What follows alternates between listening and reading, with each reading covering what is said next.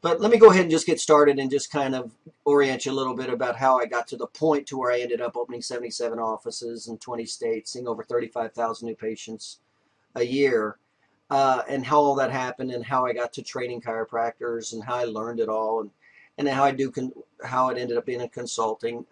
It's kind of interesting what happened, and maybe you can relate to this story. I got into chiropractic when I was 15 years old. I had an injury. I was cleaning out the pool. I was lifeguarding that summer, and so we were cleaning out the pool for the summer, and I slipped on my tail. And I couldn't sit down. I had pain, and I did what everybody does. I went to the doctor, and they gave me pain pills and muscle relaxers and had me sit on an inner tube. So I'm 15 years old sitting on an inner tube, lifeguarding for the summer, and I'm not getting any better. And I remember I lived in a small town of 3,000, and I remember passing this office and the word chiropractor, and I remember asking my mom what that was because I'd never heard of that word before, chiropractor. And I just remember her saying he was the type of doctor that worked with muscles and bones. That's mainly what I remember. And then what I do remember is I wasn't getting any better. So I had this problem. I couldn't sit down. I'm 15 years old without there being pain. And that's a major discomfort in life. So I asked if she would take me there. So she took me to the chiropractor. And I go into the office, and he was an older man. He was probably in his 70s, early 70s, and no patient education. All I remember, I still remember that roller table. I'd never experienced anything like that in my life. I dozed off on the roller table. I thought that was just fantastic. And then he put me on a table, what I now know to be a Thompson table. At that time, I had no idea. You stand on a table, and it slowly goes down. You never experience that in a doctor's office. And then the little drop pieces that dropped, and his hands is on my back and pelvis, and I had no idea what he was doing, and he didn't explain it very well. So I get up, and then didn't feel any better, and he said, "Well, come back in a couple days." So I come back in a couple days, and same thing, treatment. Got up, no better. Says come back in a couple days, so I come back in a couple days. And then on the third treatment, this was about a 5-day period, and the third treatment in a 5-day period, after 3 months of pain, after I got off the table, that third treatment, I was totally pain free. I'm not partial. I mean, it was gone. I did not have that pain at all, and it did not come back. And so it had a tremendous impact, that something I'd never known of. And how could this guy just with his hands on my spine, create such change? And I guess part of the impact was that I wasn't taught any of that. So it was so unusual, it had a tremendous impact in my life. And so I had a personal, emotional experience with chiropractic. And then I was in sports. I played all the sports, baseball, football, and basketball, all through, high school, junior high and high school. And I injured and so I would get care. If I got an injury, I'd go to the chiropractor. In my junior year, and I really liked healthcare, but I didn't know exactly but I didn't like dealing with blood either. So I knew I liked taking care of people and helping people and healthcare. I knew that was the interest where I was, but I didn't like blood. And so when I did the research paper on chiropractic, my mind was kind of thinking about that, and I really did it to learn more about it. And after I did that research project, I decided that that's when I was going to be a chiropractor. So I knew I was going to be a chiropractor since 15 years old, through that personal experience. And then from there, went to chiropractic college. And I'm like most people, when I went through chiropractic college, you're told a lot of things, this and that. And but I did not know chiropractic was on the outside of the healthcare profession. In other words, we do not get cross referrals. And then I didn't know the negativity. I didn't know the low utilization. I didn't know any of that relative to chiropractic until I was actually in chiropractic colleges, when I learned that we were kind of the outsiders.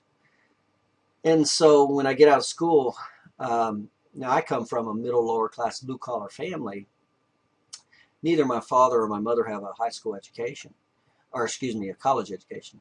And so we were the kids. Me and my brothers were the first family members to go to college. And so there was absolutely no business background no entrepreneurship or business background in our family roots, no history. And so I get out of chiropractic college, and of course there's no funds to start a practice and no knowledge. So I ended up in a not so good situation. My first practice is I was going to buy a practice from an older man and just take it over and buy it and go from there. And from his perspective, it wasn't real good because he didn't know. He was stuck. He'd actually built that building only like 5 years earlier. And so he was in debt. He was in his late 60s, early 70s, and he created this huge new debt. So he couldn't leave right away, and he needed the money. So it was a real jam he was in. And so when I actually came in, he still had to treat his patients, even though he was selling the practice and supposedly turning it over. Well, that didn't happen. And so I'm sitting there, with twiddling my thumbs. I had absolutely no idea what to do. I had no idea about the business of chiropractic, business at all. And so that was a miserable failure. And so after several weeks not generating any revenue, I essentially failed. That practice, I had to go. I had to make some money to survive. And fortunately for me at that time, one of my friends who I'd met in chiropractic college, when I was a Tri 1, he was a Tri 10. So he'd already been out practicing like 3-4 years. And he had some business background, and he knew some really basic business principles. And he was doing pretty good in his chiropractic office. Not exceptional, but not bad, but definitely good. And he knew basic business principles. And so accidentally, that's what happened to me. I kind of accidentally fell into a spot where I was forced to learn the business principles. And so what happened is he had wrist problems, and he ended up having to have bilateral carpal tunnel surgery. And of course, it takes months for those ligaments to heal. So he needed somebody to run his practice. So we were friends. So I ran his practice for a year while he had the surgery and recovered. And there was good news and bad news about that. The good news is I was forced to learn. So here he is. He knows the information, but he can't practice. I can practice, but I don't know the information. And so what happened is he really stayed on me every day. He didn't just allow me to do what I wanted to do. I mean, he drilled me because if you think about it, that's his survival. I'm there paying, essentially taking care of his survival, his business, his baby, and his mortgage and all that. So he didn't just let me do what the heck I wanted to do. And that actually turned out to be a good thing. And so what happened is he really just drilled into me over that year period some of these real basic business principles of, managing patient education and management and running the business. And so it was by accident, the fault almost, as you could say, that I not only was exposed to the information, but it was drilled in me. In other words, I had to own it to be able to run the practice. So it wasn't an option. So that was just by coincidence. And I actually happened to use that model to open practices later because then I understood the psychology of what happened. So it was by accident. Well, after a year, I left that practice. He was fine. He returned back. And then I ran a practice where there was a group of doctors that owned like 6 or 7 offices. And I just ran one of their offices. So I took over one of their offices that a guy was doing a terrible job in. I think I took it over and it was seeing like 30 patient visits a week. And within 6 months, I was seeing over 250 patient visits a week and brought on an associate. For a satellite office I was running for somebody else. It was somebody else's office. So I had an associate in my office that I was running for somebody else. Well, the doctor wouldn't sell that office. It was way too profitable, and he wouldn't sell it to me. But here's what happened is the information that I learned, and it wasn't just an awareness, I actually owned that skill set through those dynamics of transference of running that first practice. I was forced to own those skill sets. So unconsciously, I knew those skill sets just from experiential of the last year. And that's why when I went in there, the practice just, I think within 3 weeks, I took it over 100 patient visits. Within 6 months, it was seeing 250 and I needed an associate. And the only reason it did that is because the only thing that changed between that experience and the first office I went into was my knowledge and skill set. There was absolutely no more educational training in that year and a half difference. There was no chiropractic clinical training at all. It was the same. But I was a total different person from a business perspective and a skill set and a knowledge skill set. And that's why I failed in the first one, but that's why I hugely succeeded in the second one. And so that's what happened. And then I started my practice. He wouldn't sell that. So then I went ahead and started my practice. And I started, of course, now I had the skill set. I had the ability to get new patients, to get them to stay, pay, and refer.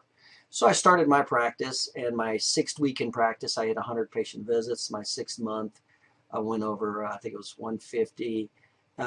My first year in practice, I collected like $336,000. I had a 16% overhead. I profited $232,000 my first year in business with a 16% overhead.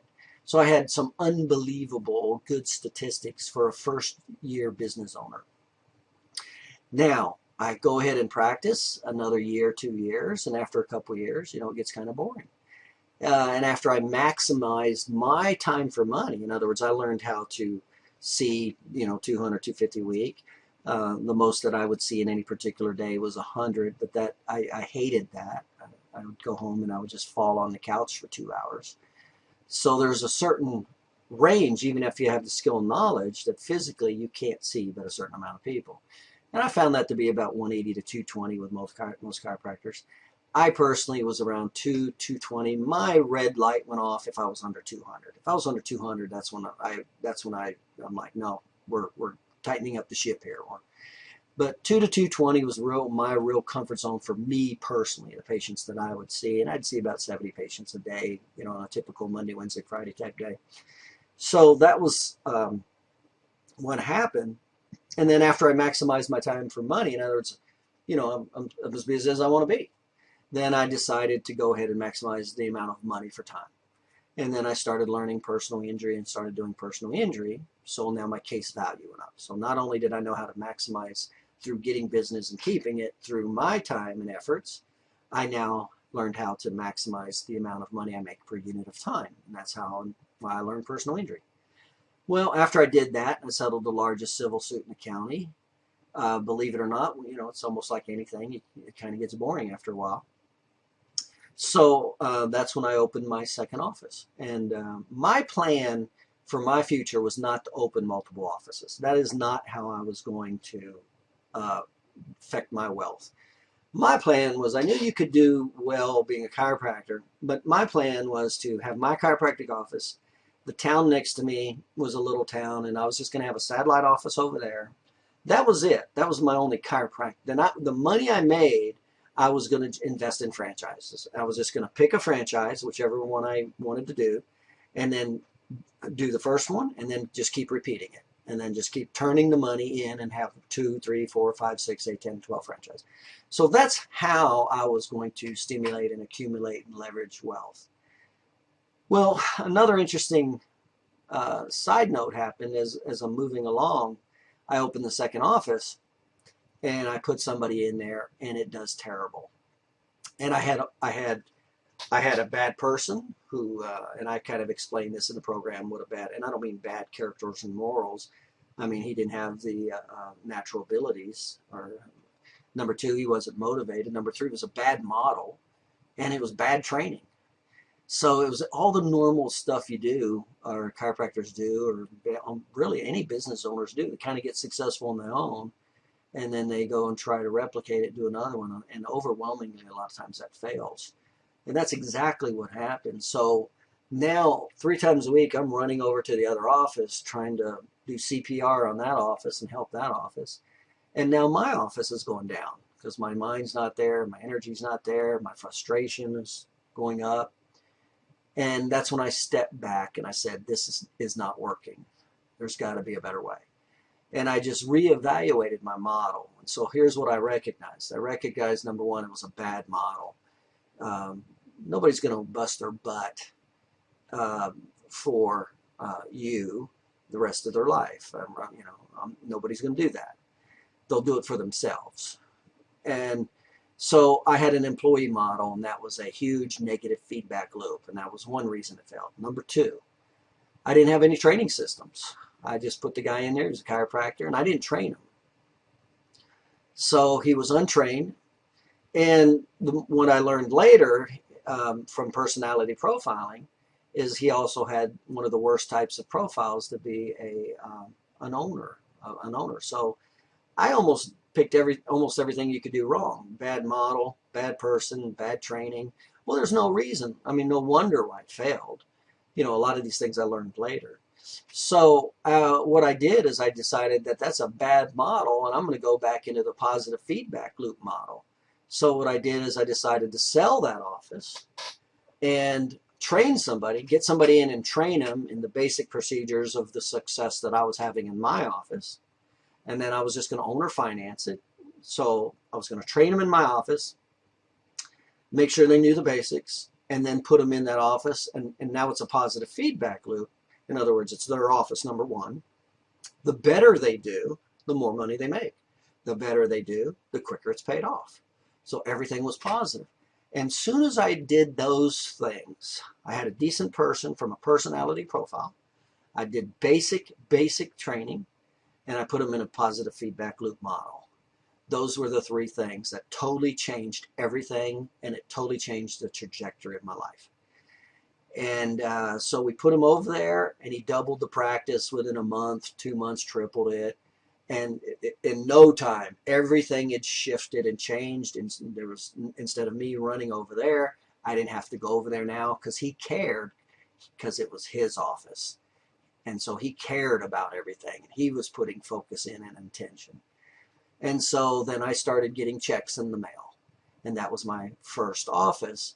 And so that was the model. So I learned a lot from the experience of, I knew that there was a lot of chiropractors out there that didn't have money to start a practice like me. So I knew there was a great opportunity. I knew that the training I went through was very effective, because once that guy that I learned the basics from, once I applied those basics into that the satellite office I run, I just exploded it, just did real well. So I knew there was an opportunity with doctors who didn't have the money, who didn't have the knowledge, and there was no training. And that's why I started opening offices. And then, of course, the model that I used was bad. But I tell you, the main point of also why I did is when I was going to interview franchises, and we would share numbers. Like I'd go to McDonald's, and I'm looking to pick a franchise to invest in, because I'm going to replicate that franchise. And so I studied a lot of franchises, and this was in the mid-90s. And there was one common denominator that I always heard routinely and repetitively when we started talking about numbers: the cost to open the business, the number of employees, the overhead, the profit margins.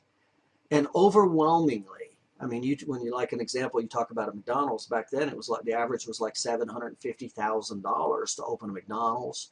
It had 80% overhead, average 35 employees, only 20% profit margin. I mean, you had to have 2, 3, or 4 McDonald's to do really well. I mean, and now you got some major issues with employees, and you got some major potential headaches. But here's what happened is, as I'm interviewing these franchise people, they're telling me their statistics. And then I'm telling them my statistics as far as the gross production, profit margins, overhead. I kept hearing the same thing from the other side of the table. And they would say, well, why don't you just do what you do? Since your margins were so much better, the cost to get into a chiropractic office, nowhere near $750,000. I mean, literally, it's, even in today's terms, you could do it for under $10,000 realistically, if you know what you're doing. If you don't know what you're doing, that's a whole nother story. But if you know what you're doing, you could easily do it under $10,000. The profit margin, chiropractic, my overhead average in my career ended up being 38%. The national average is 50 to 70%. So the profit margin, the cost, the barrier to entry, the employees, learning another. So, the first time or two I heard it, I didn't even think of it. But it was repetitive. I mean, every time I talked to another franchise group, they would always, when we ran the numbers, they'd say, well, why don't you just do chiropractic offices? And that is exactly how and why I shifted my mentality, and I just decided, yeah, I'm just going to do what I do and replicate what I do. Because here's what I knew. I knew there were good people. There were good potential chiropractors like me, with potential, but was ignorant coming out of school. Didn't have the skill or knowledge. I knew there were a lot of chiropractors that were not only good, but they didn't have the money also to set up practice. And then I also knew there were a ton of chiropractors who didn't have the business skill. So I knew if I could pick the good person and use the training system that was accidentally applied to me, but now it's not an accident. I'm doing it on purpose now. So pick the good people, train real well, and then open them an office. And then I knew that would work because it worked for me. And then it worked again when I opened my second office. And so then I started practicing and bringing on my first doctor, trained the first doctor while I was practicing. He went out, did real well. And it was the same thing. He had went out and failed. Came in, trained him, opened up. He did very well. Then I would do 2 doctors at a time. I would train 2 and practice full time. Then I would train 3 at the same time I was practicing full time. Now, when I went past 3, training 3 doctors, and all of them did well when they opened. I wouldn't have kept going if they didn't do well, but they were very effective. It was good training, and also I wouldn't even open them if they didn't have the ability. So we got up to 3, training 3 at a time, and then when I went past 3, then I hired my first associate. So my first associate comes in, helps take care of I'm leveraging my time through my first associate. And then I'm treating patients part-time. And then I started training 4 and 5 doctors at a time. So I'd work part-time, train 5 doctors at a time. And then once I started training more than 5 at a time, then I stopped practicing altogether and hired my second full-time associate. And then I would just train 7 doctors every 6 months, open 14 offices a year. Now, when I first started opening offices, I only charged $100,000. And I would take a percentage of the profit of the business, just like, if you were paying for your house or your car, it would be monthly payments until it was paid for. And so it just kept replicating. The success kept replicating and replicating and leveraging and leveraging. And I just kept, it was the same systems. It was the exact, I didn't have to train the second guy in anything new. I just had to train the second guy in the first system. So the systems and the success were there. It was finding a good person and having it well trained in, and then putting them in a positive feedback loop. That was the key to everything. So there were some doctors that came through I didn't open because they couldn't do it. They couldn't reach the criteria that I had put in place before I would go and open them. But I never had an office fail. If they opened, they did well because I wouldn't open them unless they knew what they were doing and I had my objective criteria. So that's how it went from 1 office and a satellite to no franchises, 5, 10, 20, 30, 40, 50, 70 offices. So the prices kept going up. Then I would charge $150 because I could, because not only were they successful, they were hugely successful. These guys were making $200,000 a year the first year in practice. At the percentage they got, they were making more than 100% of people who didn't know what they knew. So by the time I finished training, I was charging, the average contract was $350,000 is what I charged to open offices and train them. And actually the very last group of people that I charged was $495,000. And so so a lot of people go, well, that's a lot of money. Well, it's not if you're not making any and you don't know how to make any. And if you're making 10% and 10% is greater than 100% of somebody that doesn't know what they're doing, then it's worth it. It doesn't matter what it costs. And that's essentially what happened. Is even at 60%, they were making way more money than their friends who didn't have the knowledge or skill that were making 100% in an office they started.